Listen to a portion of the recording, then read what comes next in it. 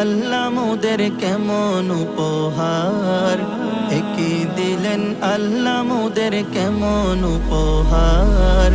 রহমতে আলম যিনি উম্মত সরকার, রহমতে আলম যিনি উম্মত সরকার। একই দিলেন আল্লাহ মোদের কেমন উপহার, একই দিলেন আল্লাহ মোদের কেমন উপহার।